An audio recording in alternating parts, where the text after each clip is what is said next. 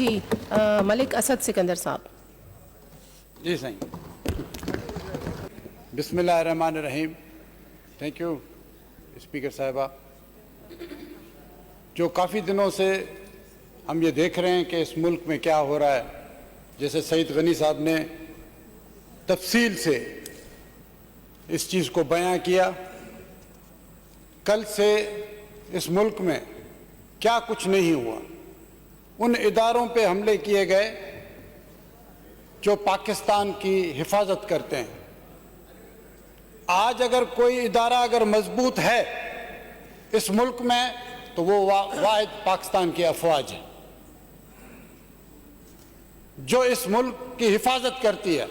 जब भी हमें मुश्किलात आती हैं, जब भी इस मुल्क को मुश्किलात आती हैं तो हम अफवाह फौज, चाहे वो डिजास्टर हो,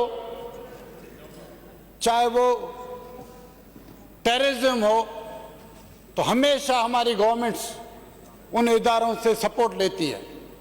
जब हमारे बच्चे डूब रहे होते हैं तो ये जवान वहां आके काम करते हैं, अपनी कश्तियां लेके आते हैं।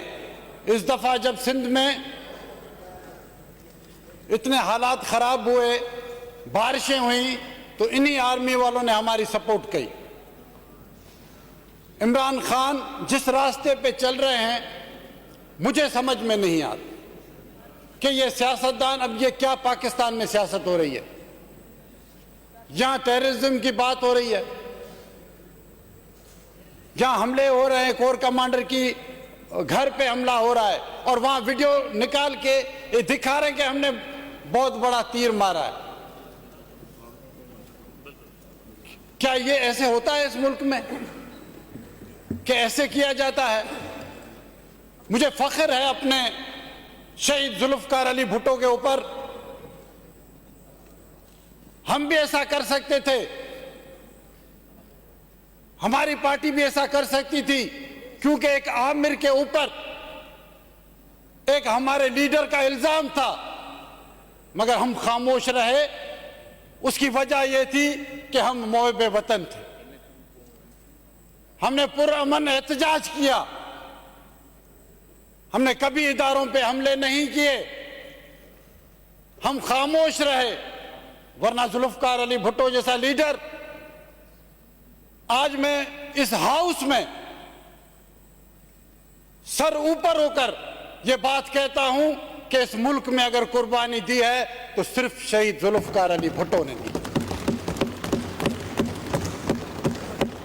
ऐसा लीडर गंवाया है कि आज अगर पाकिस्तान बचा हुआ है तो उसी एटमी ताकत की वजह से बचा हुआ है जिसकी वजह से शहीद जुल्फकार अली भुट्टो को सूली पे चढ़ाया गया।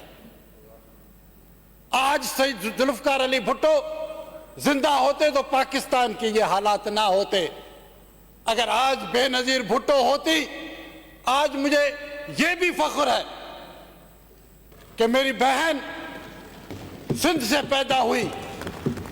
खुदा की कसम वो मां ही मर गई ऐसे बेटे और ऐसी बेटियों को जन्म दे। जब वो पंजाब में जाके वहां सूली चढ़ गई तब भी एक आमिर बैठा हुआ था, मगर हमने वो रास्ता इख्तियार नहीं किया, हमने पुरअमन रास्ता इख्तियार किया।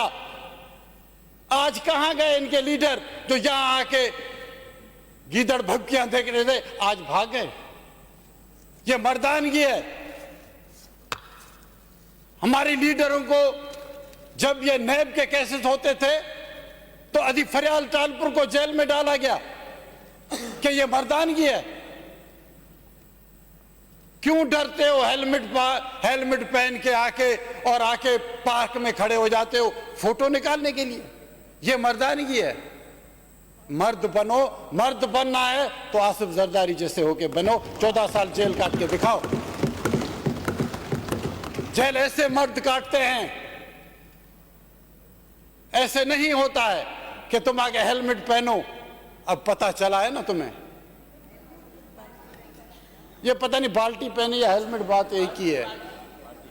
ये हेलमेट पहन के लोगों को फोटो करके दिखा रहा है मैं जा रहा हूं, फिर लोगों को बोलता मुझे रोको, और लोगों को बिठा के रखा। ये नहीं होता है।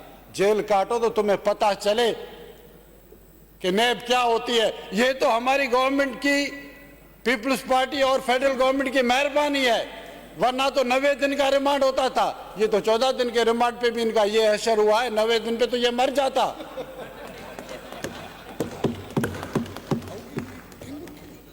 90 दिन पे तो इसके हालात खराब हो जाते। लेडीज के ऊपर, मरियम नवाज के ऊपर इसने केसेस बनाए। ये कोई तरीका नहीं हो कि आप अफवाज पाकिस्तान के ऊपर हमला करें। हमने हमेशा, पाकिस्तान पीपल्स पार्टी ने दहशतगर्दी की मुखालफत की, आवाज उठाया है। ये आज इंडिया के कहने पे या किसी और ममालिक के कहने पे या यहूदी लाबी के कहने पे अगर ऐसी हरकत करता है तो इंशाल्लाह पाकिस्तान पीपल्स पार्टी इसको कंडेम भी करेगी और इसको मुखालफत भी करेगी। ये हम ना होने देंगे, ना हमारी पार्टी ने कभी होने दिया है। इंशाल्लाह पाकिस्तान पीपल्स पार्टी इन सब चीज़ों की मुखालफत करेगी और मैं चाहता हूं कि सारी हमारी असेंबली ये रेजोल्यूशन पास करे और जो भी ये काम हो रहे हैं उसका कंडेम करें। Thank you very much.